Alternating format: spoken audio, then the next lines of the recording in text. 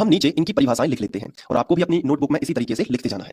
तो सबसे पहले हम हेडिंग डाल देंगे, पहला नंबर जो है हमारा, हम पूर्ण संख्याओं से शुरू करते हैं क्योंकि वो 0 से शुरू हो रही है। तो हम यहाँ पे हेडिंग डाल देंगे पूर्ण संख्याएं।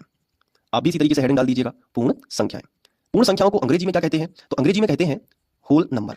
होल मतलब संपूर्ण, ठीक है, और नंबर, तो ये आप कुछ इंग्लिश के शब्द भी यूज करिएगा। होल नंबर इस तरीके से आपको लिखना है पूर्ण संख्याएं। अब इसकी परिभाषा क्या होगी? ऐसी संख्याएं जो पूर्ण संख्या है ना, तो शून्य से शुरू होंगी और अनंत तक जाएंगी। तो आप इसी तरीके से परिभाषा लिखेंगे, ऐसी संख्याएं जो शून्य से शुरू होकर अनंत तक जाती हैं। आप उदाहरण भी लिख लेंगे, जैसे आप यहाँ पे उदाहरण लिखोगे, क्या उदाहरण लिखोगे? जैसे 0 यानी शून्य से शुरू होंगी ना, तो 0, 1, 2, 3 और इस तरीके से अनंत तक, तो डैश डैश डैश आप लगा सकते हो। तो ये पूर्ण संख्याएं जिन्हें हम होल नंबर इंग्लिश में कहते हैं। अब पूर्ण संख्याओं को प्रदर्शित किससे करते हैं? तो इन्हें W से प्रदर्शित किया जाता है क्योंकि W से शुरू हो रही है। तो नीचे हम लिख सकते हैं इस तरीके से कि इन्हें W से प्रदर्शित करते हैं। तो ये हो गया पूर्ण संख्याओं के बारे में। तो पूर्ण संख्याएं जो पूर्ण हो अपने आप में, जो शून्य से शुरू हो, उन्हें हम पूर्ण संख्याएं या होल नंबर कहते हैं। अब हम हेडिंग डालेंगे प्राकृत संख्याएं। तो हम यहाँ पे लिखेंगे प्राकृत संख्याएं। देखो, प्राकृत संख्याओं को हम प्राकृतिक संख्याएं भी कहते हैं और इंग्लिश में हमने नेचुरल नंबर कहते हैं। तो हम नेचुरल नंबर भी यहाँ पे लिख देंगे, नेचुरल, और यहाँ पे हम लिखेंगे नंबर।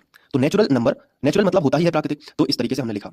अब इसकी जो डेफिनेशन होगी वो क्या होगी? ऐसी संख्याएं जो 1 से शुरू होकर अनंत तक जाती हैं। तो हम यहाँ पे डेफिनेशन लिख लेते हैं, ऐसी संख्याएं जो 1 से शुरू होकर अनंत तक जाती हैं। 1 से शुरू हुई और अनंत तक जाती हैं। जैसे कि उदाहरण में हम क्या लिखेंगे? 1 से ही शुरू कर देंगे उदाहरण, जैसे 1, फिर कॉमा 2, फिर कॉमा 3 और फिर डैश डैश डैश, इस तरीके से हमने लिख दिया। अब प्राकृतिक संख्याओं को किससे दर्शाते हैं? तो n से दर्शाते हैं। नेचुरल से शुरू हुआ ना, तो हम यहाँ पे लिखेंगे इन्हें कैपिटल N से प्रदर्शित करते हैं। ये हो गया प्राकृतिक संख्या। अब इनके बारे में थोड़ा सा और समझते हैं। जैसे अभी अभी आपको पता है, यहाँ पे देखिए संख्या रेखा में आपको एक चीज पता है कि 1 से शुरू जो होती है अनंत तक जाती है उन्हें प्राकृतिक संख्या कहते हैं। तो जैसे आपके सामने लिखा है 2, तो मैंने आपसे पूछा कि बताइए 2 क्या प्राकृतिक संख्या है या पूर्ण संख्या है? आपके पास ऑप्शन है, आपको बताना है कि 2 क्या प्राकृतिक संख्या है या फिर 2 पूर्ण संख्या है, आपको बताना है।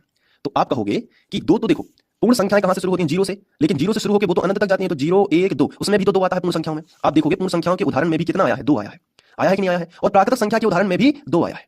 इसका मतलब ये हुआ कि 2 एक प्राकृतिक संख्या भी है और एक पूर्ण संख्या भी है। अब मैं आपसे पूछता हूं, जैसे मान लीजिए 7 के बारे में बताइए, थोड़ा सा दिमाग लगाइए। 7 क्या प्राकृतिक संख्या है कि पूर्ण संख्या है? प्राकृतिक संख्या है या पूर्ण संख्या? तो आपका जवाब वही होगा कि 7 प्राकृतिक संख्या भी है और पूर्ण संख्या भी है, दोनों है। क्योंकि पूर्ण संख्या 0 से शुरू होती है तो वो अनंत तक जाती है, तो 0 भी आएगा, 1 भी आएगा, 2 भी आएगा, 3 भी आएगा, 4, 5, 6 और 7 ही आ गया। और प्राकृतिक संख्या 1 से शुरू होती है तो फिर उसमें भी 7 आएगा। तो इस तरीके से एक के बाद जितनी भी संख्याएं हैं वे पूर्ण संख्याएं भी हैं और प्राकृतिक संख्या भी है। अब मैं आपसे पूछता हूं 0 क्या 0 प्राकृतिक संख्या है या पूर्ण संख्या है?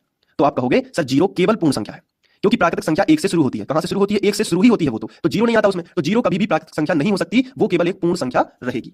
तो ये एक छोटी सी एक्सरसाइज आपके लिए कि आपने जो कुछ भी पढ़ा वो अच्छे से समझ में आया कि नहीं। तो ये हो गया पूर्ण संख्याएं और प्राकृतिक संख्याओं के बारे में। लेकिन वास्तविक संख्याएं क्या होती हैं, ये पढ़ने के लिए आपको और कुछ संख्याएं भी इसके साथ साथ पढ़नी होंगी। जैसे कि अगला आता है तीसरे नंबर पे पूर्णांक।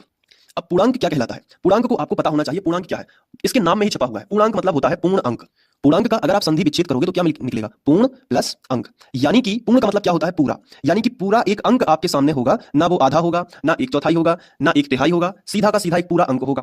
पूरा अंक क्या है? जैसे आपके सामने ये 2 लिखा है, ये एक पूर्ण अंक है, लेकिन आपके सामने 2/3 लिखा है तो ये एक पूर्ण अंक नहीं है और ये एक पूर्ण अंक है। जैसे आपके सामने लिखा है 4.2 तो ये भी एक पूर्ण अंक नहीं है।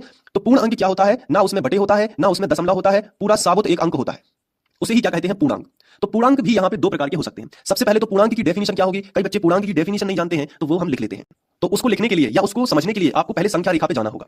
ये देखिए, ये संख्या रेखा है, तो शून्य भी एक पूर्णांक है, इतना याद रखना है। शून्य सहित धनात्मक, ये देखो इस तरफ जो भी लिखा है ये क्या है? ये सब धनात्मक संख्याएं हैं और ये जो है ये ऋणात्मक संख्या है। तो शून्य सहित सभी धनात्मक संख्याएं और ऋणात्मक संख्याएं, इन सभी का एक समूह बनेगा जिसे पूर्णांक कहते हैं। देखो शून्य भी एक पूर्णांक है, 1 भी पूरा एक अंक है, 2 भी पूरा अंक है, 3 भी है, तो ये धनात्मक संख्याएं पूरी पूर्णांक है जो संख्या रेखा में दिख रही है। और इस तरफ भी देखो ये सभी पूर्णांक है, भले इनमें माइनस लगा है लेकिन है तो पूर्णांक। 4.2 तो नहीं लिखा, 4/3 तो नहीं लिखा, पूरा साबुत 4 लिखा है, तो ये ऋणात्मक संख्याएं होंगी। तो यहाँ पे देखो पूर्णांक की जो परिभाषा बनेगी वो होगी, तो यहाँ पे परिभाषा बनेगी कि शून्य सहित सभी धनात्मक और ऋणात्मक संख्याओं के समूह को पूर्णांक कहते हैं। अब पूर्णांक को हम इंग्लिश में इंटीजर कहते हैं, तो आप यहाँ पे कोष्टक लगा के लिख भी सकते हो, मैं यहाँ पे लिख देता हूँ इंटीजर्स यानी पूर्णांक। तो पूर्णांक को हम z से भी प्रदर्शित करते हैं। किससे प्रदर्शित करते हैं? z से। तो हम आगे लिखेंगे इसे z से प्रदर्शित करते हैं।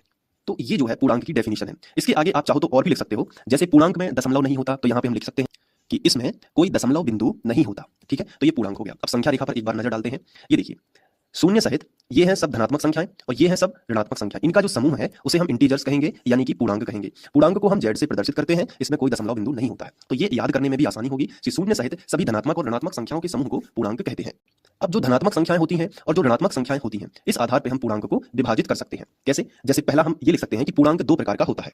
पहला हम लिख सकते हैं धनात्मक पूर्णांक, और इसमें आप लिख सकते हो कि इसमें सभी धनात्मक संख्याओं का समूह होता है।